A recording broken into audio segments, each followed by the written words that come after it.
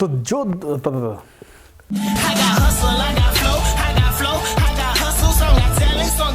Integrate करता हूँ, क्या करता हूँ मैं यार, समझ नींद आती है मेरे को पता रात में।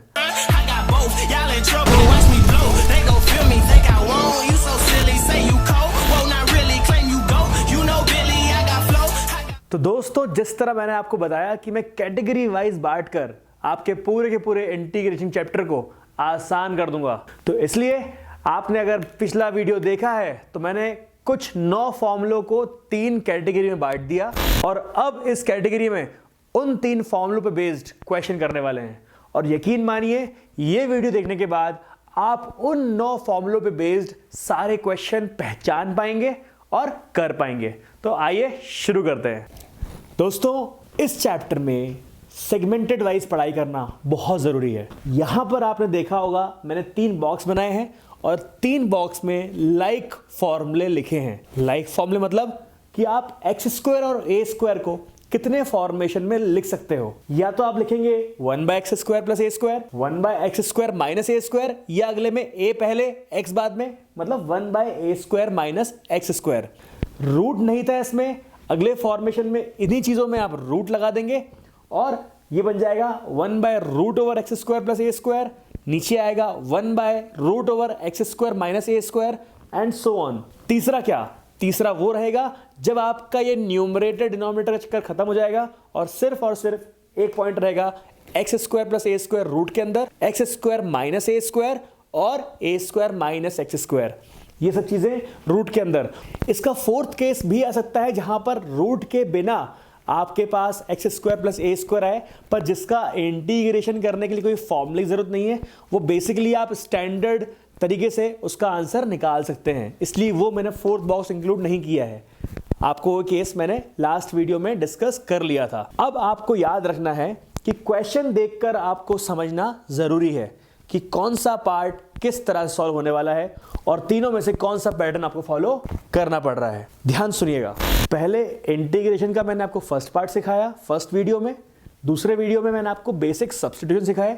अब इसका मतलब ये नहीं है यार कि अगर कोई पहले वीडियो में या दूसरे वीडियो में डिस्कस किया उसका काम आगे नहीं है। उसका रीजन ये है कि आपको हर चीज स्टेप वाइज सीखते हुए आनी है और दिमाग में रखते हुए आनी है। इस पॉइंट पे आगे मुझे आपके पहले 3 वीडियो का नॉलेज जरूरी रहेगा। 3 क्वेश्चन मैंने सामने लिख दिए आप लोगों के, मेरे ख्याल से आपको दिख भी रहे होंगे, लेकिन आपको इसमें एक चीज सिमिलर दिख रही है कि ये स्टैंडर्ड फॉर्म नहीं है।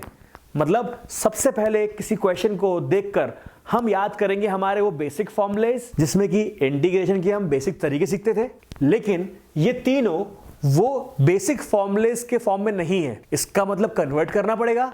जी हां, और कन्वर्ट करने पर भी हमें समझ में आएगा कि ये हमारे कुछ उस तरह के क्वेश्चन हैं जैसे क्वेश्चन हमने सेकेंड वीडियो में किए हैं, हमारे इंटीग्रेशन के सेकेंड पार्ट में किए हैं, जिसको हम बोलते थे सब्स्टिट्यूशन। सब्स्टिट्यूशन मतलब टी वाले क्वेश्चन। जी हां, अब इसमें आप ढूंढते थे कि किस पार्ट का डिफरेंशिएशन हमको न्यूमरेटर या डिनोमिनेटर मिल रहा है।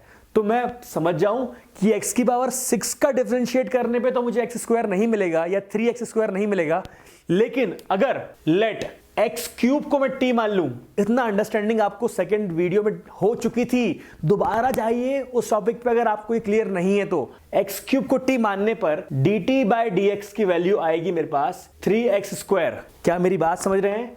एक्स स्क्वायर यहां पर आपको जरूरत थी, यहां पर 3x स्क्वायर आ गया। क्या आप मेरी बात समझ रहे हैं?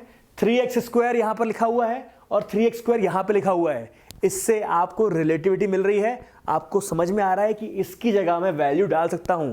अब देखिए ध्यान से, ये dx 3x स्क्वायर dx, तो यहां पर ये यहां मल्टीप्लाई होगा तो आपको मिलेगा 3x स्क्वायर dx dt, जिसको आप ये इतने पार्ट से रिप्लेस कर सकते हैं।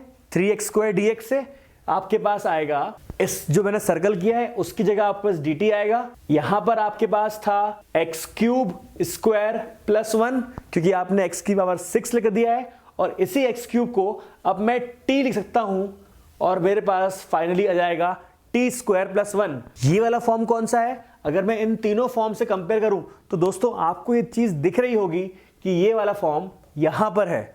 इसका मतलब इसका इंटीग्रेशन पॉसिबल है और इसका एक फॉर्मूला भी था tan इनवर्स वाला।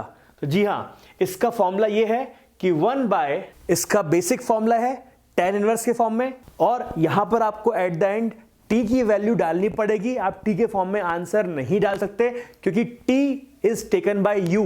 क्वेश्चन में t नहीं दिया हुआ था, क्योंकि t आपने लिया है तो उसको t को रिजॉल्व करना पड़ेगा। t की वैल्यू क्या थी और t की वैल्यू है, तो this is your final answer tan inverse x cube plus c। हाँ तो भाइयों, यहां पर मैंने पहली स्टेप लिख दी है क्योंकि अब आप समझने लगे क्वेश्चन देख के कि कौन सा तरीका अपनाना है। यहां पर x की पावर 4 था, ये क्वेश्चन नॉर्मल स्टैंडर्ड क्वेश्चन नहीं था जहां पे आपको डायरेक्टली फॉर्मूला मिल जाए। तो आपने क्या किया, x की पावर 4 को ऐसा तोड़ा, x स्क्वायर के फॉर्म में तोड़ा, जिसका डिफरेंशिएशन यहां पे आपको मिलेगा 2x, और यहां पे 3x है, कोई बड़ी बात नहीं है, 3 कॉमन निकल जाएगा, x बचेगा यहां पे आपके लिए और आपका काम हो जाएगा। आइए देखते हैं, यहां पर मैंने पहले ही 3 कॉमन निकाल दिया है ताकि आप लोगों को दिख जाए कि x dx यहां पर लिखा हुआ है, 1 प्लस 2x की पावर 4 लिखा हुआ है। यहां पर आप बोलेंगे आप x dx मतलब यहां पे इस चीज को मल्टीप्लाई करेंगे आप, तो आपके पास आएगा 2x dx is equal to dt। यहां पर आप बोलेंगे सर हमारे पास तो x dx है, यहां पर आप 2x dx लेके बैठे हुए हैं, तो कोई दिक्कत नहीं है भाई, जो आपके पास है उसको हम लेंगे, बाकी को यहां भेज देंगे। तो dt बाई 2 आ गया, मतलब इस जगह पर अब आप dt बाई 2 लिख सकते हैं, 3 टाइम्स ऑफ dt बाई 2, और यहां पर आ गया 1 प्लस 2t स्क्वायर। चलिए, आपको यह भी समझ में आ गया कि यहां पे dt बाई 2 आएगा, आपको यह भी समझ में आ गया यहां पे 1 प्लस 2t स्क्वायर आएगा। पर आप बोलेंगे सर जागा रहे हो, कौन से 3 फॉर्म से मिल रहा है ये? तो ध्यान से देखने में समझ में आएगा कि ये कुछ लगभग ये वाला फॉर्म है, 1 by x square plus a square. लेकिन आप बोलोगे सर यहां पे तो फंक्शन मतलब x अकेला होना चाहिए, पर यहां पे 2 के साथ है, तो पहले रुक तो जाओ, आराम से देखते हैं। यहां पे 2 कॉमन निकाल लेंगे, पहली बात तो ये, और 2 कॉमन निकालने के बाद कुछ ऐसा आएगा, 1 बाय 2 प्लस टी स्क्वायर। अब dt by 2 as it is लिखे रहने दो। अब आप देखेंगे यहां पर कि 2 कॉमन निकल चुका है, यहां से भी 2 कॉमन निकल चुका है, लेकिन एक्चुअली आपको यहां पे चाहिए क्या, x square plus a square, जिसको आप कुछ लिख सकते हैं इस तरह से, 3 बाय 1 प्लस 1 बाय 2 लिखा हुआ है यहां पे, तो इसको हम टी स्क्वायर पहले लिख दें और इसको उस तरफ लिख दें, तो ये 1 बाय 2 हो जाएगा। लेकिन दिक्कत वाली बात ये है कि आपको ये x square plus a square के फॉर्म में चाहिए, तो आपकी ए की वैल्यू क्या होगी, 1 बाय रूट 2। तो ये जो आपका फॉर्म है वो ऐसे आएगा, 1 by x square plus a square, तो t square plus 1 by root 2 का स्क्वायर। अब आपके पास यहां से dt बाई 2 आ गया, यहां से आपके पास 2 आ गया, अब यहां पे इसको आप कॉमन लेंगे।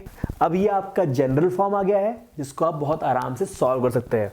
ये आपका आएगा 3 by 4, integration of this part is what, 1 by a tan inverse x by a, तो 1 बाय a का मतलब यहां पर आपके पास a क्या है, a आपके पास है 1 by root 2 tan inverse x by a, tan inverse x क्या है आपका t, और a क्या है आपका फिर से 1 बाय रूट 2। तो इस तरह से आपका ये फाइनल आंसर है। अब आप चाहें तो इसको फाइनली सॉल्व करके इसको यहां पे रेसिप्रोकल करके 3 बाय 2 रूट 2 उसका आंसर आएगा, उस फॉर्म में प्लस c करके आंसर लिख सकते हैं। Let's move to third question where we have similar sort of question and this follows same pattern, right. क्या है आपका x, क्या है आपका a, उससे पहले आपको पता लगाना पड़ेगा क्या है आपका t। यहां पर x की पावर 6 है, तो आप अच्छी तरह जानते हैं कि पहले तो मैं इसको एक्स स्क्वायर और 1 माइनस टी को, अब मेरे ख्याल से आपके मन में आंसर पहले आने लग गया होगा, मुझसे पहले आप आंसर अपने मन में ब्लर करने लगे होंगे, मुझसे पहले आप अपने मन में आंसर निकालने लग गए होंगे। तो अब x की पावर 3 लेने पर काम होगा, तो यहां पर x की पावर 3 और यहां पे 2, dx यहां पे हमेशा रहेगा, dx भाई ये dx हो गया, ये c हो गया, इसको लिखना मत छोड़ना, ठीक है। अब यहां पर let t is equal to x cube, अब इसका डिफरेंशिएशन होगा, यहां पर इसको यहां शिफ्ट कर देंगे, और क्योंकि यहां पर एक्स स्क्वायर dx है तो मैं 3 को यहां भेज दूंगा, एक्स स्क्वायर dx की वैल्यू dt बाय 3, यहां पर अब वैल्यू सब्स्टिट्यूट करेंगे जो कि आएगा। अब जरा इन फॉर्म्स को देख के बताइए कि आपको किस फॉर्म से सिमिलर दिख रहा है। ये मेरे पास 1 बाय ए स्क्वायर माइनस एक्स स्क्वायर का फॉर्म है, 1 बाय ए स्क्वायर माइनस एक्स स्क्वायर जो कि हमें लॉग के साथ आता है, तो इसकी वैल्यू क्या होगी मैं लिखता हूं, 1 बाय 1 माइनस टी स्क्वायर और यहाँ पे 1 स्क्वायर मान लेते हैं, तो ए की वैल्यू क्या है हमारे पास 1। आपको पता है कि लॉग हमेशा मॉड में आता है, क्योंकि लॉग की कभी भी नेगेटिव वैल्यू नहीं होती। तो इस तरह का आपका फाइनल आंसर आएगा।